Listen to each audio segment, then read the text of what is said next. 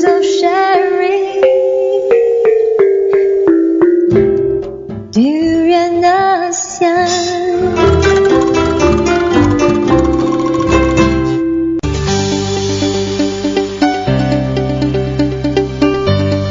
ASEAN Dailies. First and foremost news from Southeast Asia.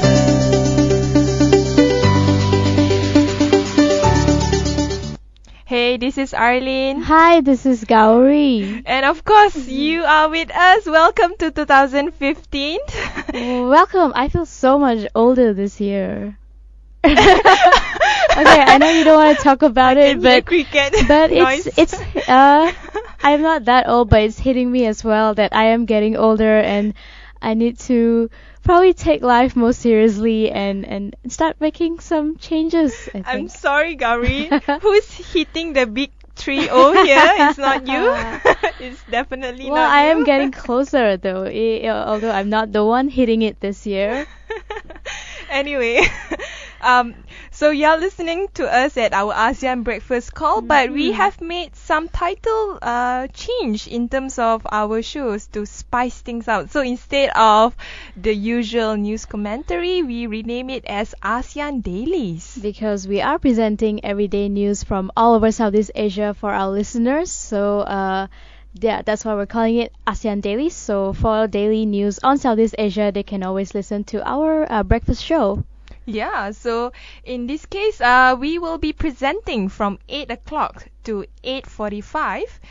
We will take one break in between around 8:20. So yeah, you will listen to us longer and we will present more news from Southeast Asia compared to last time. Yeah, definitely a more extensive one this time around for this year. So Gowri, you know the flood has been the major issue lately. Of course, you have the plane QZ, was it QZ 8501? Yeah. And I mean that was very devastating, affected the Southeast Asian region. But the flood issue, that was really something that I think a lot of Malaysian was not prepared for it, especially Malaysian government. Yeah, we have the floods every year, and every year, of course, our Prime Minister visits these flood victims, give them some sort of an aid, give them some cash. But this year turned out to be the worst one ever. We've never had close to 200,000 people being evacuated out of their homes, and they actually lost pretty much everything. So with all the help that's as worse as tsunami, except that thank goodness, you just have people evacuated. I mean, you just have you don't have that many people actually perish in this flood. You just have a lot of people losing houses and homes and places that they call the place that they used to stay. And because of that, a lot of people are pointing fingers at each other, especially towards the Putrajaya administration and also towards the past government. So who's supposed to be held responsible for this flood actually? Well, the biggest concern here is that we need to find the root of the problem. What is causing the floods every year? And there's a lot of reason that goes into this. Maybe they neglected the drainage systems, and then there's also the logging problem that they've been having for quite some time. And I would think that both the state government and the federal government should work together in this, because it's not fair to just blame the state government. Of course, they are the ones that are responsible for what's happening in Kelantan, but eventually it goes back to the federal government. You're not like a hardcore PAS fan, right? Because they do have a Am I coming across as a PAS fan right now? They do have like a non-Muslim supporter fan club, so I don't know. Okay. Well, I'm not taking sides here. I'm just trying to not point the fingers at anybody. And I think at the end of the day, even the people in Kelantan themselves, they should be the one making the most noise about this and asking for something to be done about the floods. It's a recurring thing, and it's better to just put a stop to it instead of trying to think of new ways to overcome the problem or new ways to curb the problem. To me, there's just one word. The word is called lazy. Of course, Maria Mokhtar, she wrote a very interesting analysis at Free Malaysia Today, which she said that the disastrous flood in Kelantan is because of decades of neglect and underinvestment by government, both state and federal, and I totally agree with it. Of course, another word will be lazy, like I said just now. The focus is very lacking when it comes to human development. Too much on blaming God, not taking the Kelantanese people's welfare seriously, and of course too much logging. Although apparently past Kelantan government said that it's not because of logging that they have such a huge problem with the flood issue. And it's interesting that she also brought up the part about politicians, because like I mentioned earlier, the people in Kelantan, the people in the East Coast should be making the most noise. And she also said that politicians need to be constantly reminded of their responsibilities, because they always come up with their manifestos and they have a lot of promises that they make at the beginning, but once elected they could be overwhelmed with a lot of things. I'm trying to see the positives, trying to go the positive way. So it's our duty as the people of this country to depending on which state you're in, to constantly remind your state government or whichever MP that you elected that, okay, this is what you promised to us, and when are we getting it? When are you delivering it? So long as the people are still passive, the politicians are going to make use of that and not do anything about it as well. I think a lot of people are losing faith in politicians. You can see clearly during the flood issue. Of course, Kelantan is the worst hit, but of course, we should not forget that states like Johor, Pahang, even as far as Sabah also face the flood issue equally worse. But people seem to take matters into their own hand. A lot of villages choose to stay at the flood area to protect their homes and properties, and also the interests of the community there. Also, a lot of people within the urban area, or other states where they are very concerned of their peers from states that were being hard hit by the floods. They actually volunteer, and then they spend their money and they give food and distribute items to these victims. And I'm really impressed with ordinary Malaysians. They really show how much we can make a change even without authorities from above giving direction. It's always better to start with ourselves first at the grassroots level, because at the end of the day, we're all Malaysians and we want to look out for each other, because we are, if I may say it this way, we are Team Malaysia. Like you mentioned, maybe people are losing hope in politicians and they don't really want to rely on them anymore. So we're taking matters into our own hands, which is also a good thing, because it's always good to be proactive. If no one is coming up with a solution, then you come up with something and you start making the changes and probably create like a momentum, and things will start falling into place. But at the same time, just because people are losing hope in the MPs, I hope they don't just let it go at that, because at the end of the day, they're still there, they're still getting paid, and it's your money, it's the taxpayers' money. So what they should do? Well, they should push for it. I don't know, right? To the local media or stage a protest, whatever it is, they should make noise and push for the MPs to come up with something to make changes in the state itself. Yeah, they should give them more pressure than they. Yeah, that's the thing. That, because of you, God punishes. Do your job. Yeah, do your job. But the elephant in the room at the end of the day is how neglect our politicians are in terms of protecting our environment. Logging is a major problem, not just logging, but in terms of protecting the environment to ensure that the land itself can absorb the excess water coming from the rain. Seems to be something that either both state government and federal government seems not to care that much, and probably because environmental issue is not part of religious issue. Could that be the case? I'm just giving like a really Yeah, I sense a little sarcasm there as well. Well, I think generally in Malaysia, environmental issues are not given that much of an importance, and even people in general, they're more concerned about politics, they're concerned about economy, but we tend to neglect the environmental part when that will actually catch up with us and probably cause more harm to us in the long run. And not just to us, it will cause more harm to a tiny rare snail in Malaysia. You want to tell us more about that?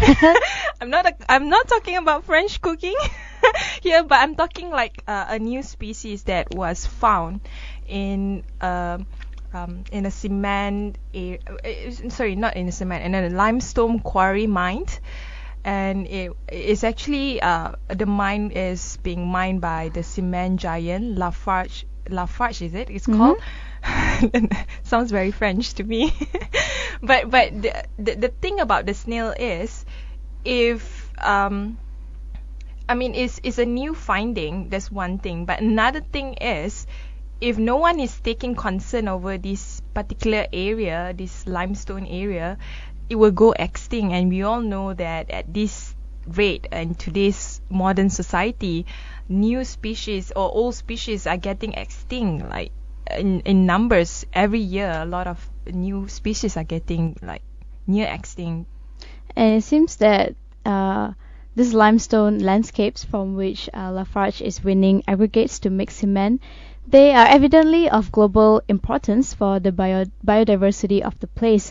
But some of the conservationists in the state believe that it is insufficient to secure the future of the endangered flora and fauna found over there, and also to think of the company's reputation and legacy in that sense as well. The head of sustainability should consider taking some actions, and like you mentioned, it is a newfound species and people don't know much about it yet, so it's good that they hire some biologists and start doing some survey, find out what are the other species that's living around there, and if they need preservation or what to do about them. And apparently the quarry, this particular quarry, has been a breeding ground for not just that particular snail, but also some new plants. It is also a breeding grounds for a trapdoor spider, another snail, and a new kind of band-toed gecko or cicak. So given the very restricted known distribution of this species, all of them are presumed to be at critical risk of global extinction. Oh, that's very sad. I mean, I wish like environment could be one of the major concern of Malaysians, because even I have friends, just to digress a bit, I have friends who go to places like Pulau Redang, and they went there 10 years ago and then they went there this year. They felt that there are so much major changes in terms of the degradation of the seawater and then the environment there, that it doesn't feel like the Pulau Redang that they used to associate with when it comes to blue ocean and then a lot of coral reefs and all that. And we do have a lot of NGOs taking part in terms of increasing environmental awareness, but it's still not being done at a more substantial level in that sense, because the NGOs can only reach out to so many people, their funds are limited, and they cannot exactly reach out to the entire country. So at the end of the day, someone else needs to take charge and make this a priority as well, because it's equally as important as the other aspects of the country.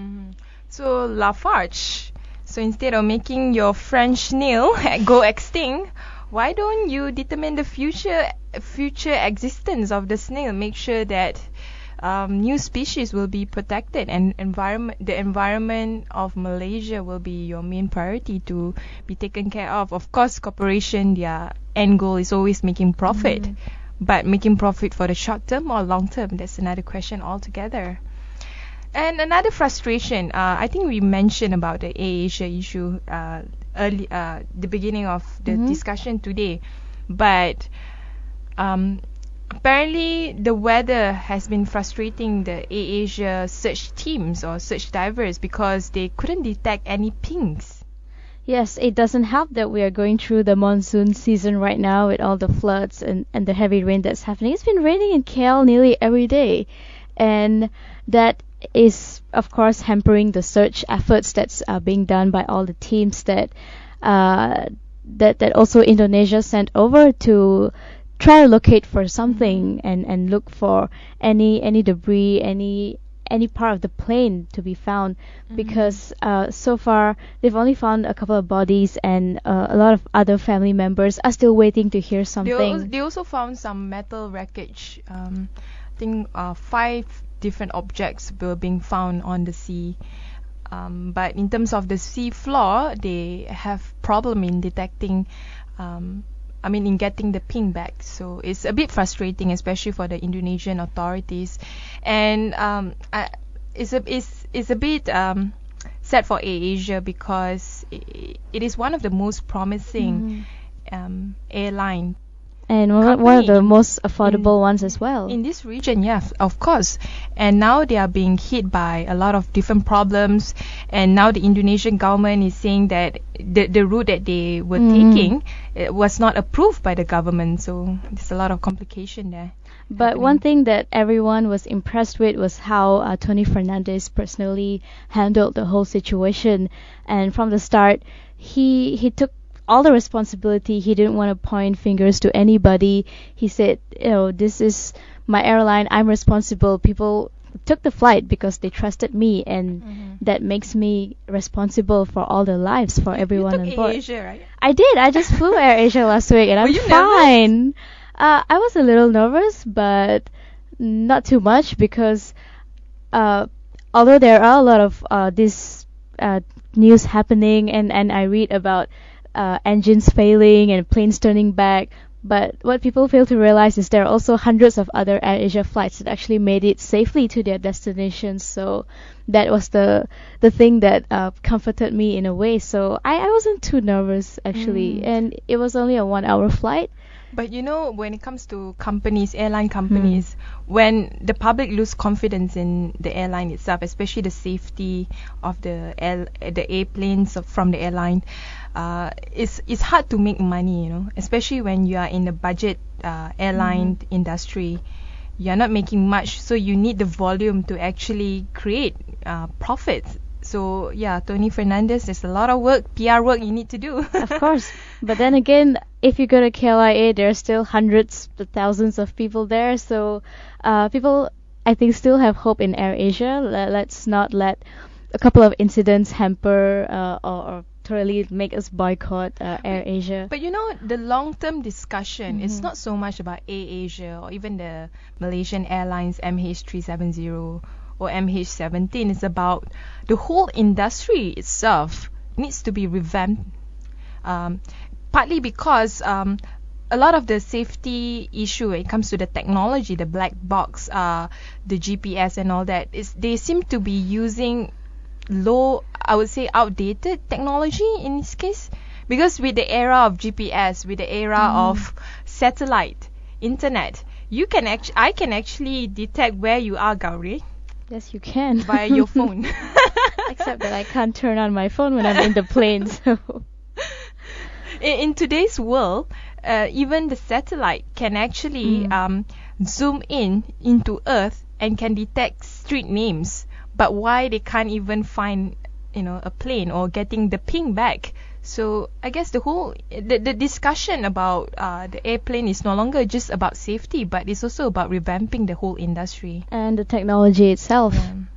So anyway, we'll take a short break. When we return, more news from Southeast Asia.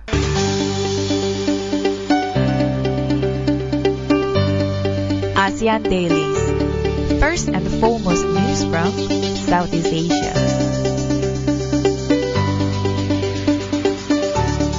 Hey, this is Arlene. Hi, this is Gowri. And of course, we are back again with our ASEAN Dailies, providing more news from Southeast Asia.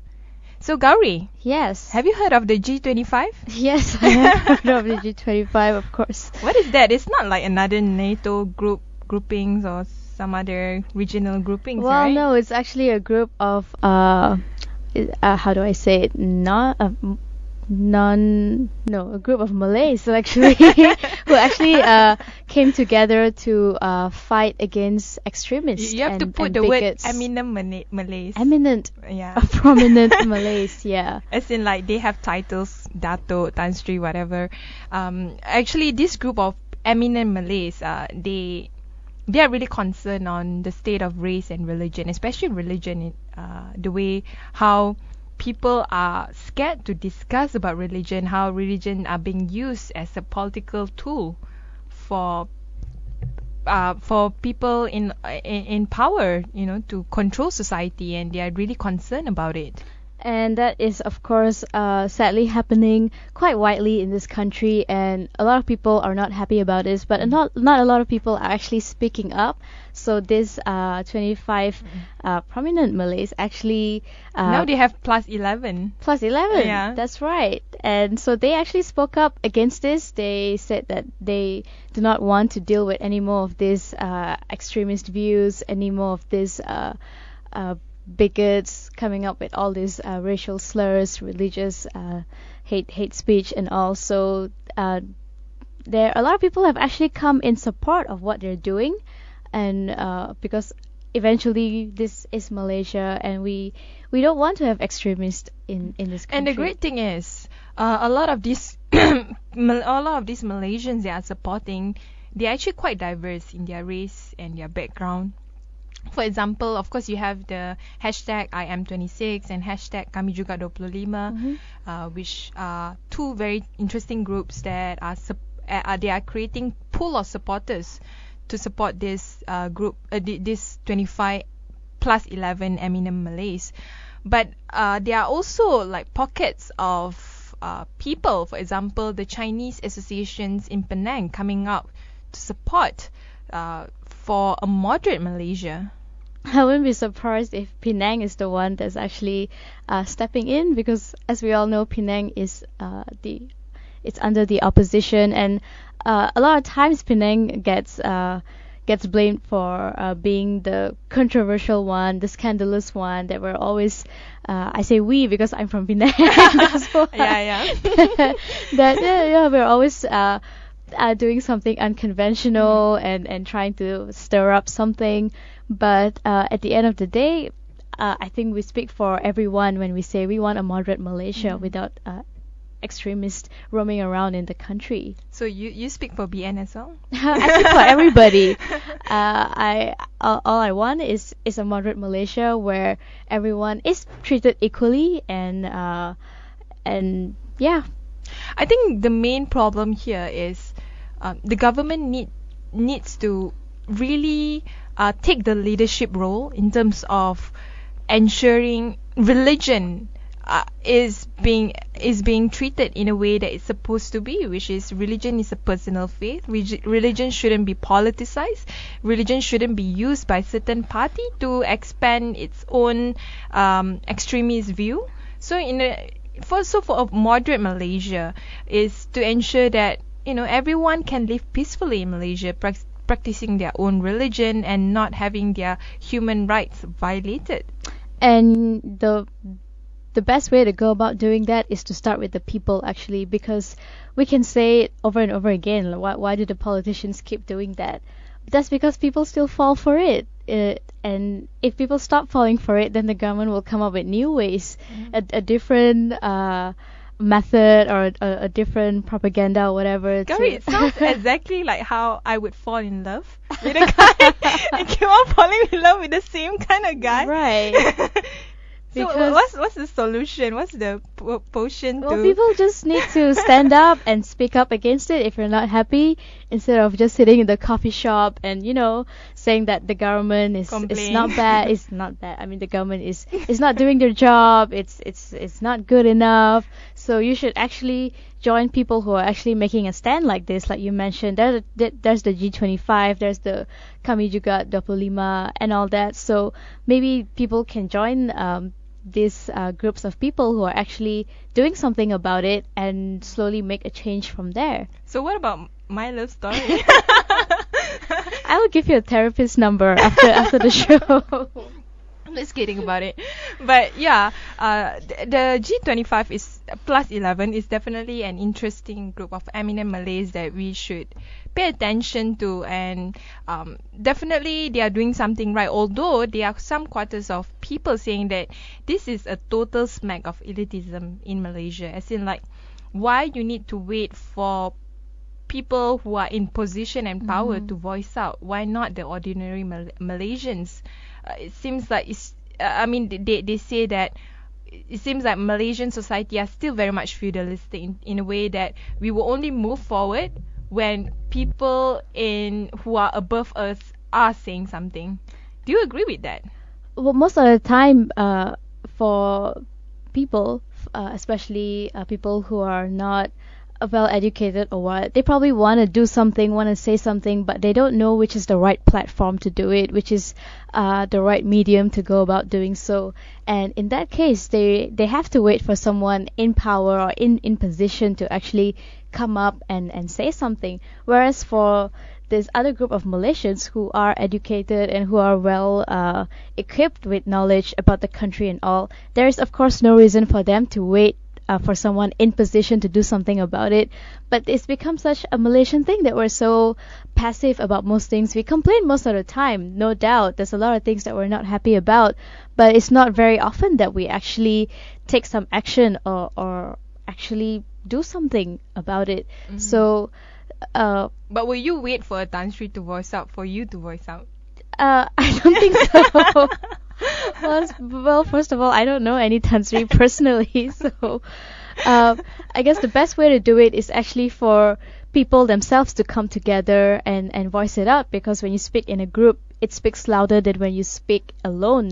So that's why you have all this, ever since the G25 came up, there's also these other groups coming up because they realize that a lot of Malaysians want to actually say something, but they don't know where to go or how to do it. So it's definitely a very good effort that these people have come up. And if people feel like they want to join a group, a community, they want to make a change. I think the main point here is to voice out your concern, not just keep quiet and then complain in coffee shops. I mean, I give example of, if you heard before, the French economist called Thomas Piketty. I really admire him, and I was really impressed when he was awarded by the French government.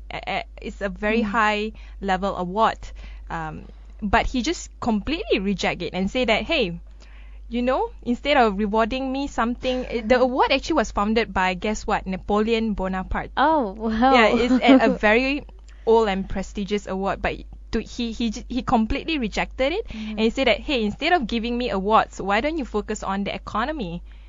Because now French economy is in slums and they need to refocus themselves. And talking about economy, just to digress to another country within Southeast Asia, which is Laos.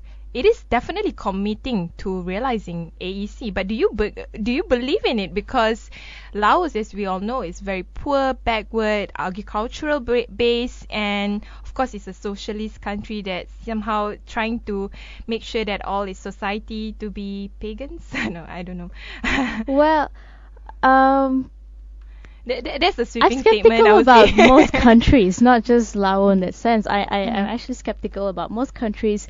Probably 9 out of 10 countries in Southeast Asia, on whether or not we can achieve the ASEAN integration and realize the AEC, because like we have said so many times before, it's definitely not an easy thing. It's a huge effort where so many countries have to come together and work together, and different countries have different economic sectors that they want to develop.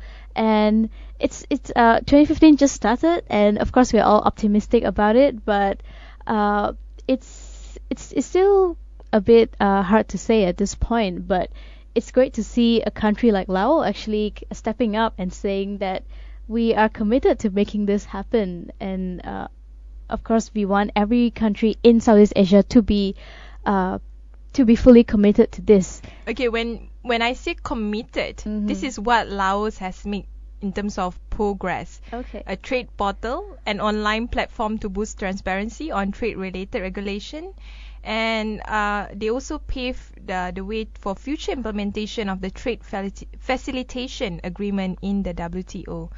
So they are very backward in terms of their economic development. There's no doubt about it. Agriculture is the main focus. Of course, tourism as well on the side. A lot of people are going to Laos. A lot of Malaysians that I know, they seem to really enjoy Laos as a destination for backpacking. But at the same time, Laos being a neighbor to a lot of the Indochina country, and of course, it is like very near to China. So when it comes to trade potential, it has a lot of potential. But what kind of growth that it aspire within the ASEAN economic community, that itself Laos needs to redefine. And they have a lot of other problems as well, like providing very low wages to their workers. And all these low wages, of course, attracts more investors to the country, but the employers in the country itself, especially businessmen, they find it hard to actually get these people together and keep them for a long time, because who wants to work long term for such a minimum wage? And other things are lack of skilled employees, and they lack in technology driven jobs, like you mentioned. They are still backwards. Of course, they are doing their best to step up, but in terms of technology, they're still left behind, and the government is should do something to. And the government is very much a dictator in a way, because people are not really dare to voice up their concern, and in fact, a lot of the issue revolves around in terms of the workers' right, the local communities' rights, especially around the area of mining and hydropower. I think in Duran ASEAN we cover a few issues related to dams in Laos, and apparently mining and hydropower make up over 60% of the country's exports. But relying too much on this kind of basic energy is not really a good thing. When you want to become a high income nation, or you want to be part of a regional community group focusing on economy, you have to have qualified laborers. Qualified laborers as in, like, you have to put more emphasis on education, on welfare development, or in general on human development, and this is very much lacking in the Lao economic plan, I would say. And on deeper economic integration, one of their key challenge is to follow through with the implementation of the legal forms, and also in a broad, actually there are 70% of the population is still relying on the agricultural sector, and of course there's still an agrarian economy.